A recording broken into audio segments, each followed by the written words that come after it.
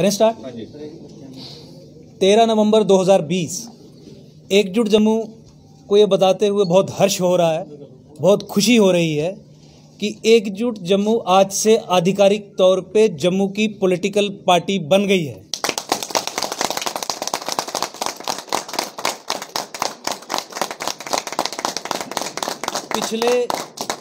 पिछले 6-7 वर्षों से एकजुट जम्मू का जो संघर्ष रहा, जम्मू की पॉलिटिकल एम्पावरमेंट के लिए, जम्मू की लिबरेशन के लिए, आज वो समय पहुंच चुका है, आज वो टाइम आ चुका है जिस दिन एकजुट जम्मू संभाग के 10 जिलों में अपनी ऑर्गेनाइजेशनल एक्सपेंशन करके एक पॉलिटिकल पार्टी, जम्मू की पहली वैचारिक आइडियोलॉजिकल इंडिजिनस पॉलिटिकल पार्टी बनने की क्षमता पा चुकी है। पिछले 2-3 महीने से इलेक्शन कमीशन ऑफ इंडिया के साथ रजिस्ट्रेशन का प्रोसेस एकजुट जम्मू का चल रहा था।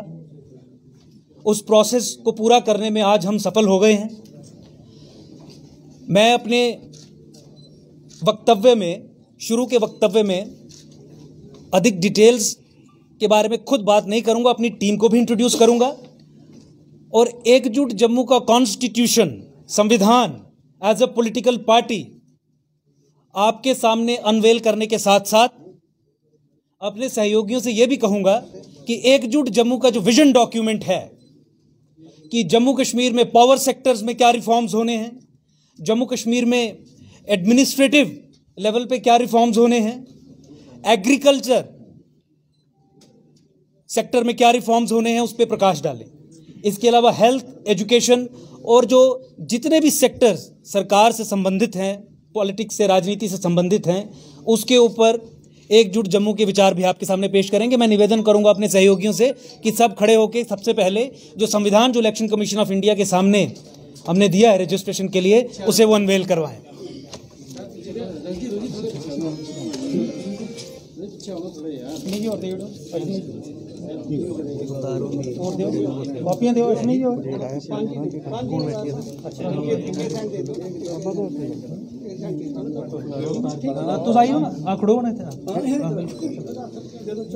एकजुट जम्मू का कॉन्स्टिट्यूशन, संविधान जो इलेक्शन कमीशन ऑफ इंडिया को भेज दिया गया है for the purposes of registration, 200+ founder members के साथ और 10,000 से ज़्यादा वर्कर स्ट्रेंथ के साथ spread across all the 10 districts of Jammu province.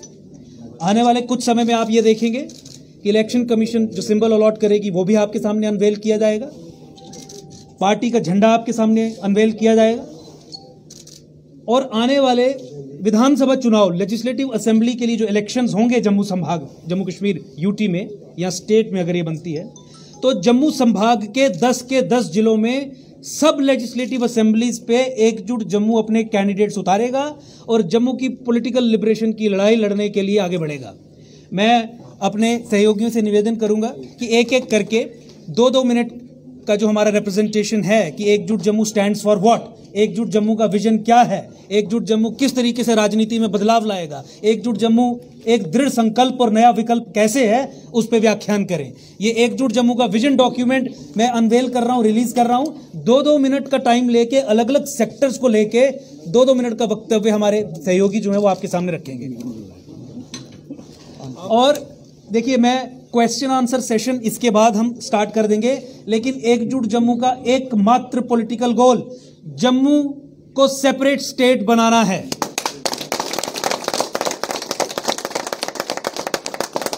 Kashmir को हटा के जम्मू को सेपरेट स्टेट बनाना ही एकमात्र विकल्प है जम्मू संभाग के सामने, ताकि उसकी पॉलिटिकल एम्पावरमेंट हो। और एकजुट जम्मू इसी पॉलिटिकल गोल के साथ आज एक पॉलिटिकल पार्टी की शेप में आप सब लोगों के सामने आ रहा है। मैं अपने सहयोगियों से कहूंगा विजन डॉक्यूमेंट के कुछ चीज़ों पे वो रोशनी डालें। इसमें mainly agricultural policies and reforms, industrialisation for employment generation, development of tourism, culture and safeguarding the heritage, reforms in power sector, sports, youth affairs and services, reforms in education, and 7 steps of development expansion, which includes administrative reforms, political reforms, governance reforms. इनके ऊपर 2-2 minute का वक्तव्य मेरे सहयोगी आपके सामने रखेंगे। मैं निवेदन करता हूं जगमोहन जी से अपनी प्रेजेंटेशन दें। सेपरेट जम्मू स्टेट को 2 मिनट सेपरेट जम्मू स्टेट क्यों मैं बोलूँगा 2 मिनट है सेपरेट जम्मू स्टेट क्यों और मैं बोलूँगा 2 मिनट ठीक 2 मिनट का ही मैनिफेस्टो ही बता रहे हैं। मैं ये हाँ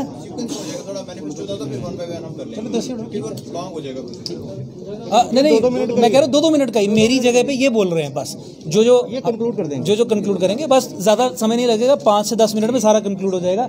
मैं जगमोहन शर्मा जी से निवेदन करूंगा कि वो कृपया करके Jagmohan Sharma ji power sector agriculture पे ये बोलेंगे प्लीज़।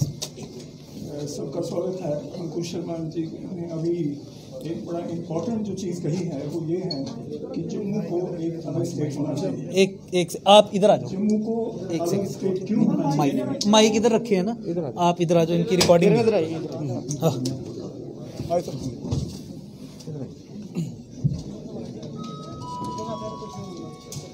बारी बारी इधर आइए बोल लेना सारे थोड़ा ना इम्पेशेंट हो जाएंगे। ब्रीफ और डायरेक्टली हम पावर सेक्टर और उस पर आ जाते हैं और जो इम्पोर्टेंट डिस्क्रिमिनेशन की है वो है बस माइक भी ले लो। मेरी ये माइक लो सर। मेरी छोड़ दो यार, पता नहीं मेरी आवाज़ ये लो ना सर, इसको पहुँच रही है या नहीं। लेकिन जो बेसिक पॉइंट है जम्मू को क्यों अलग होना चाहिए, मैं पावर सेक्टर के पॉइंट ऑफ व्यू से इस पर बात करूंगा। आपको शायद ये आइडिया हो या ना हो कि अगर आप जम्मू में इस समर में पावर की पोजीशन को देखें तो कहीं वोल्टेज कम, कहीं पे बिजली की सप्लाई नहीं, और काफ़ी डिफ़िकल्ट सिचुएशन में हमारे जम्मू में या इसके आसपास के जो एरियाज़ हैं उसको फेस करना पड़ा।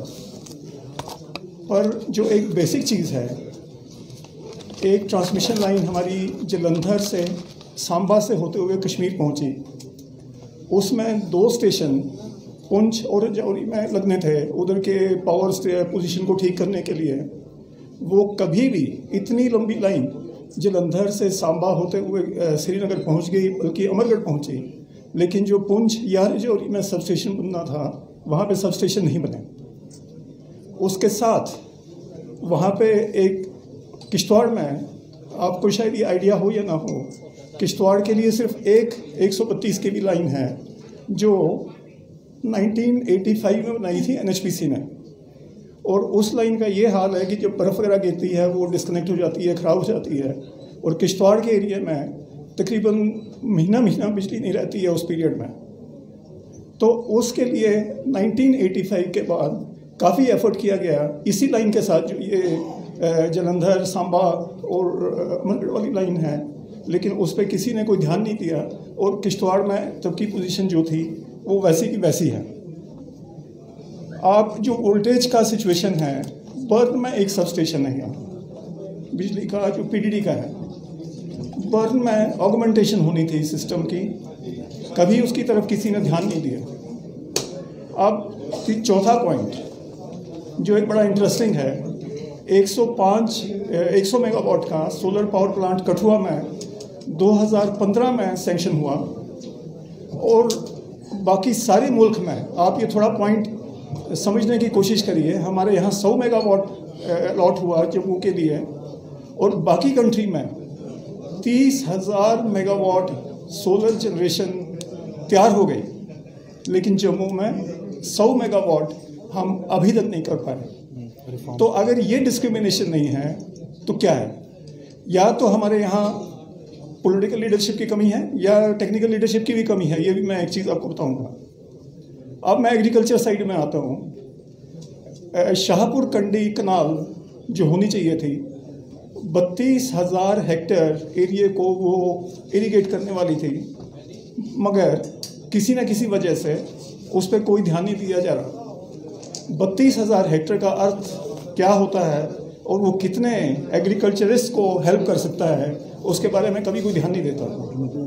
किश्तवाड़ में सैफरन, जो कि एक बहुत ही बढ़िया क्वालिटी का सैफरन किश्तवाड़ में पैदा होता है, क्योंकि उसकी टेक्निक जो है वो अलग है प्लकिंग की और बाकी चीज़ों से।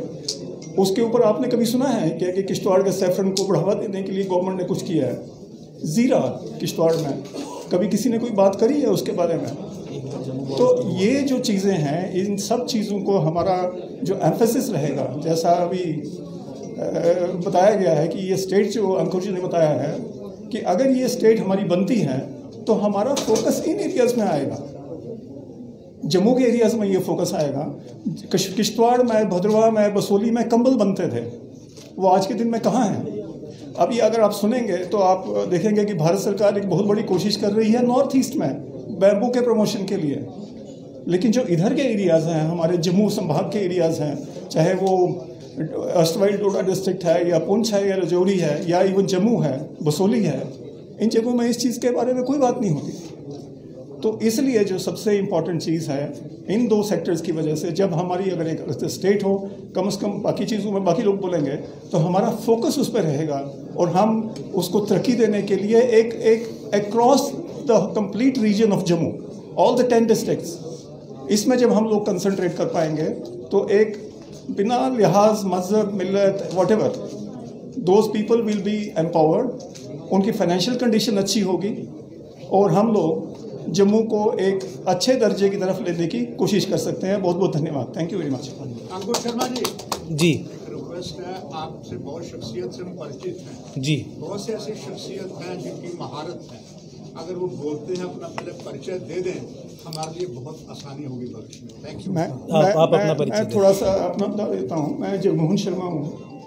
मैं 2016 में एग्जीक्यूटिव डायरेक्टर रिटायर हुआ power grid corporation of India से, शायद काफ़ी लोगों को पता होगा। और उसके बाद बेसिकली पावर सेक्टर से हूँ और उसके बाद मैं हैदराबाद में एक प्राइवेट कंपनी में CEO की तरह से 4 साल रहा 2016 के बाद। उसका अर्थ ये नहीं है कि मैं यहाँ की पॉलिटिकल या बाकी चीज़ों से डिस्कनेक्टेड रहा, हमेशा इसके साथ कनेक्टेड रहा। पता नहीं कितने लोगों ने मेरे आर्टिकल एक्सेलशियल में या नॉर्थ लाइन से पढ़े होंगे, मेरे को ध्यान नहीं है, पर मैं हर किस्म में, चाहे पावर सेक्टर है चाहे पॉलिटिकल है, कोशिश की है कुछ ना कुछ लिखने की। मेरा खुद का ब्लॉग है jagmohansharma.org। तो that is the other thing. Thank you very much. Thank you. पादा साहब, आप कल्चर पे और संक्षेप में धन्यवाद। 2 मिनट में कि मैं अनिल पादा, former secretary Indian red cross society Jammu. पिछले 40 वर्षों से रक्तदान सेवाओं से जुड़ा हूँ जम्मू कश्मीर में। एक युवा नेता और एकजुट जम्मू, जिसका नाम ही अपने आप में संक्षिप्त और सीधा है कि जम्मू की युवा जनता को एकत्रित करना और आर्ट, कल्चर, लैंग्वेजेस, हेरिटेज और टूरिज्म को लेके जो हमारे साथ विश्वासघात हुआ है, वो हमारे तमाम फोर्ट्स, हमारे नदी, हमारे दरिया और राजाओं के उन महलों से बिल्कुल साफ दिखता है। मुबारक मंडी का महल हो या हमारे जो लेक्स हैं, पुंछ, रजौरी, सरुईसर, मानसर, इनके साथ जो भेदभाव हुआ है, आप देखिए कि 1200 करोड़ रुपया डल लेक, आपके 14 बच्चे हैं, 14 लेक्स हैं, आपने एक लेक के ऊपर 1200 करोड़ सिर्फ सफाई के लिए दिया। ये बेइंसाफी नहीं, घोर अपराध किया उन्होंने। अब जम्मू के जागने की जरूरत है, इसलिए अंकुर शर्मा जैसा एक युवा नेता हम आपके सामने लेके आ रहे हैं और आप पिछले 2-2.5 सालों से ये देख रहे हैं। अब हर क्षेत्र में हमारा योगदान जो एकजुट को है, वो हमारे अपने क्षेत्रों से रिसर्च बेस्ड रहेगा। डेटा पहले भी था, लेकिन अब जम्मू की जनता ये स्वयं तय करे कि वो जम्मू का भविष्य अगर बदलना चाहते हैं तो वो इसी माध्यम से होगा कि जम्मू को पूरी स्वायत्तता दी जाए, इस कश्मीरी हेजीमनी से आज़ादी दी जाए और ये हम आज़ादी लेकर रहेंगे। ये हमारा दृढ़ संकल्प है और यही नया विकल्प है।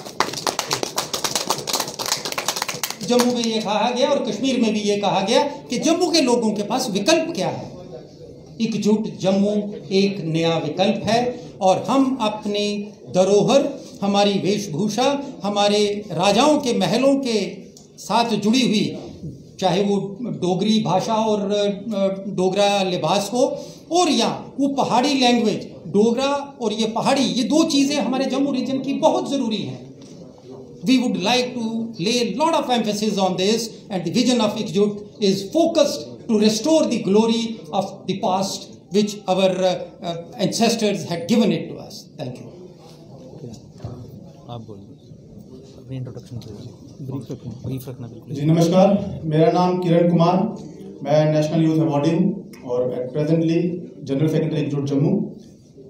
एकजुट जम्मू जो है वो एक कमिटेड रहेगा, हमारे जितने भी युवा हैं और खेलों से जुड़े हुए जितने भी युवा हैं उनके लिए हम एक स्पेशल जिसे कहते हैं इंफ्रास्ट्रक्चर को डेवलपमेंट हम करेंगे इन ऑल 10 डिस्ट्रिक्ट्स। और इसके साथ हमारा ये प्रण भी है, हम स्टेट की पहली जो है स्पोर्ट्स यूनिवर्सिटी को जो है वो जम्मू में स्थापित करेंगे, जिसके साथ साथ हमारी कोशिश होगी जो हमारा युवा जो रूरल एरियाज में है, जिन्हें कोई प्लेटफॉर्म नहीं मिल पाता, टैलेंटेड लोग हैं लेकिन उन्हें बाहर की स्टेट्स में जाना पड़ता है, हम उन्हें ऐसा इंफ्रास्ट्रक्चर जम्मू में ही मुहैया करवाएंगे। और इसके साथ साथ जो ये डिपार्टमेंट है हमारा ministry of youth affairs and sports, Jammu में स्पोर्ट्स ने ही इसको टेक ओवर कर रखा है। जो युवा कार्यक्रम है, जो हमारे 60% युवा है जो सोशल, एनवायरमेंटल, कल्चरल, आर्ट से जुड़ा हुआ जो युवा है, हम उन्हें चाहेंगे कि इस मिनिस्ट्री को सेपरेट करके इनके सेक्रेटरीज अलग बनाए जाएं और एक यूथ काउंसिल का गठन किया जाए स्पोर्ट्स काउंसिल की तरफ पर, जिसके साथ साथ इन युवाओं को एक तजुर्बा दिया जा सके अपने इस समाज से जुड़ने का, उनके लिए अच्छे काम करने का, और जिसे कहेंगे कि हम इनके लिए एक state institute of youth development हम एक स्थापित करेंगे, जिसमें इनके जो स्किल्स हैं, लाइफ स्किल्स, इनके जितने भी एंटरप्रेन्योर स्किल्स उसको हम निखारेंगे, एक्सपोजर देंगे। और इस साथ ही साथ हम ये भी कमिटेड करते हैं कि नेशनल और इंटरनेशनल गेम्स, क्योंकि अगर जम्मू संभाग अगर आप देखें तो इसमें पहाड़ी क्षेत्र भी है, प्लेन एरिया भी है, तो हम यहाँ पर विंटर गेम्स भी जो है वो करवा सकते हैं। और आपने देखा होगा यहाँ पर हॉकी स्टेडियम है जिसमें कभी भी आज तक इंटरनेशनल कोई मैच नहीं हुआ। अगर आप देखें तो यहाँ पर 1989 में इंडिया न्यूजीलैंड का मैच फिक्स हुआ था, जो आप कह सकते हैं कि वो बारिश के कारण रद्द हो गया। उसके बाद कोई भी प्रयास नहीं किए गए हमारी स्टेट गवर्नमेंट ने कि हम इसे इंटरनेशनल स्तर पर ले जा सकें। तो हम चाहेंगे जितने भी हमारे अवार्डीज हैं, स्पोर्ट्स अवार्डीज, जितने भी हमारे नेशनल यूथ अवार्डीज हैं, NSS अवार्डीज हैं, NYC वर्कर्स हैं, इनको हम जो है अब्जॉर्ब करेंगे इन मिनिस्ट्रीज में, इन डिपार्टमेंट्स में, ताकि इनका योगदान जो है हम इससे पूरी सपोर्ट ले सके और आगे बढ़ सके। धन्यवाद।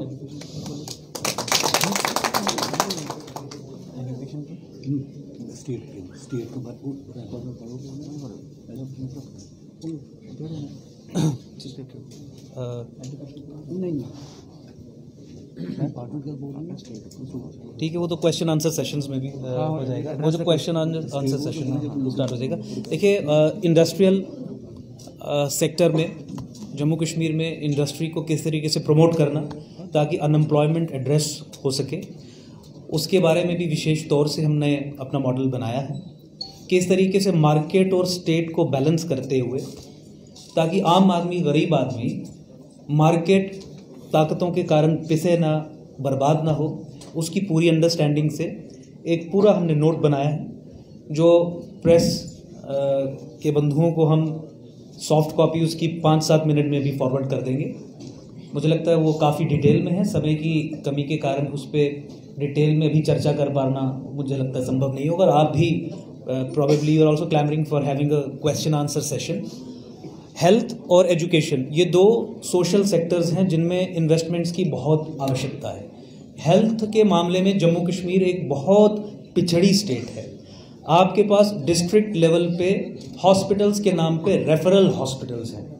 हेल्थ इंफ्रास्ट्रक्चर हमारा चरमराया हुआ है। लार्जर लेवल पे मैं आपको ये सुनिश्चित करना चाहता हूँ कि एकजुट जम्मू का प्रयास होगा कि बजटरी एलोकेशन, जीडीपी का अगर आज 2 से 3% हिस्सा केवल एजुकेशन और हेल्थ पे खर्च किया जा रहा है तो उसे बढ़ा के 10%, 11%, 12% किया जाए, क्योंकि हेल्थ और एजुकेशन के सेक्टर में मैक्सिमम हमारे जो लोग हैं, हमारी जो जनता है वो डायरेक्टली अफेक्टेड रहती है।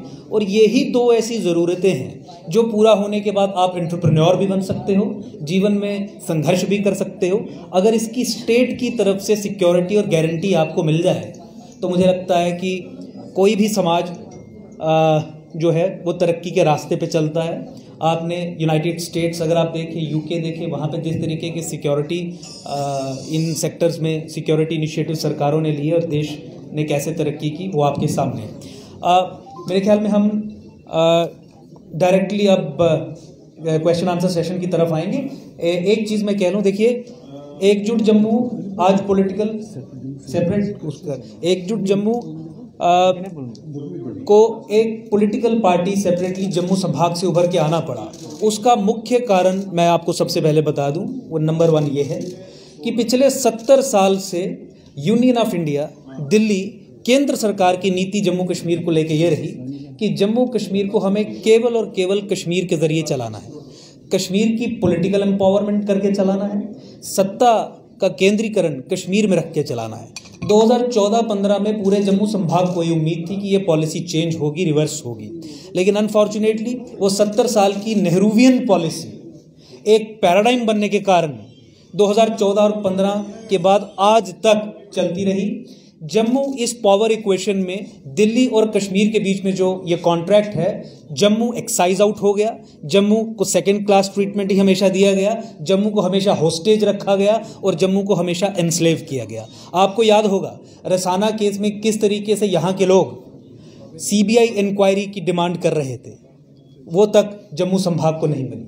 आपको याद होगा 2016 से 2018 के बीच स्वयं मैं सुप्रीम कोर्ट में गया और वहाँ पे गुहार लगाई सुप्रीम कोर्ट के सामने कि जम्मू कश्मीर में माइनॉरिटीज़ को माइनॉरिटी राइट्स मिलने चाहिए। वो कम्युनिटी जो माइनॉरिटी में है उसे माइनॉरिटी फंडामेंटल राइट्स मिलने चाहिए, जो कि जम्मू कश्मीर में 2020 होते होते 2018 में जजमेंट होने के बावजूद भी नहीं मिले। जम्मू संभाग में माइनॉरिटी सबसे अधिक रहती हैं, अगर J&K एज ए होल आप कंसिडर कर लें तो जम्मू की एम्पावरमेंट भी तभी होनी थी अगर जम्मू में रह रही हिंदू, सिख, जैन, बौद्ध जो माइनॉरिटी कम्युनिटीज़ हैं धर्म के आधार पे, सेंसस में उनकी पॉपुलेशन के आंकड़ों के आधार पे उनको मिलता, लेकिन जम्मू की सोशल एम्पावरमेंट उस तरीके से भी नहीं की गई। और अंततः मैं ये कह दूं, फहरिस्त बहुत लंबी है जम्मू के साथ डिस्क्रिमिनेशन की, गुलामी की, स्लेवरी की। अंततः फिर अगले 15 सालों तक जम्मू को गुलाम रखने के लिए एक बहुत ही जीनोसाइडल प्रोसेस इंट्रोड्यूस किया गया, डिलिमिटेशन सेंसस 2011 पे कंडक्ट करवाने का। ये सब जानते हैं कि 2011 के सेंसस के आधार पे अगर जम्मू कश्मीर में डिलिमिटेशन होगी तो सत्ता कश्मीर को मिलेगी, लेजिस्लेटिव असेंबली में सीट्स कश्मीर की अधिक होंगी, चीफ मिनिस्टर और जो कैबिनेट है ओवरवेलमिंगली कश्मीर की बनेगी। 2021 के आधार पे अगर डिलिमिटेशन होगी तो ये सब जानते हैं कि जम्मू से चीफ मिनिस्टर बनेगा, जम्मू की पॉलिटिकल एम्पावरमेंट होगी। लेकिन ये निर्णय लेके जो हम ये सोचते थे कि the state apparatus has been captured from within और ये बाय डिफ़ॉल्ट जम्मू के खिलाफ चल रहा है, इस निर्णय के बाद इस सच्चाई की पुष्टि भी हो गई। आई थिंक ये एक मुख्य कारण था जिसके कारण एकजुट जम्मू को सामने आना पड़ा। Repeated discrimination, no change in the policy paradigm that is unleashed against Jammu from the last 70 years by Delhi. वहाँ पे गवर्नमेंट कोई भी आए, प्रधानमंत्री कोई भी आए, और फिर अंतोगत्वा जिस तरीके से गुपकार अलायंस बना और गुपकार ने एक वैचारिक स्टेटमेंट दी, एक आइडियोलॉजिकल स्टेटमेंट दी, और जम्मू की कोई भी इस्टेब्लिश्ड पॉलिटिकल पार्टी जब उसके सामने खड़ी नहीं हो पाई, उसे वैचारिक तरीके से रिवर्स या अपोज करने की क्षमता नहीं दिखा पाई, तो उसके बाद ये संकल्प दृढ़ हो गया कि जम्मू के सामने एकजुट जम्मू के अलावा कोई ऑप्शन नहीं है, कोई विकल्प नहीं है। एकजुट जम्मू ही एक विकल्प है, एकमात्र विकल्प है। और देखिए, स्थापित पॉलिटिकल पार्टीज और स्थापित नेता ही किसी भी जगह, किसी भी एरिया की बेसिक पॉलिटिकल प्रॉब्लम्स का कारण होते हैं। अगर हमें बदलाव चाहिए, अगर हमें चेंज चाहिए, तो नए चेहरे आने पड़ेंगे, नई पॉलिटिकल पार्टीज को जन्म लेना पड़ेगा। तो इस नए सोच के साथ, नए चेहरों के साथ हम आपके सामने हैं, और आने वाले कुछ दिनों में इलेक्शन कमीशन ऑफ इंडिया से रजिस्ट्रेशन सर्टिफिकेट लेके आप ये देखेंगे कि एकजुट जम्मू लेजिस्लेटिव असेंबली की सब सीट्स जम्मू संभाग में कंटेस्ट करेगा। धन्यवाद।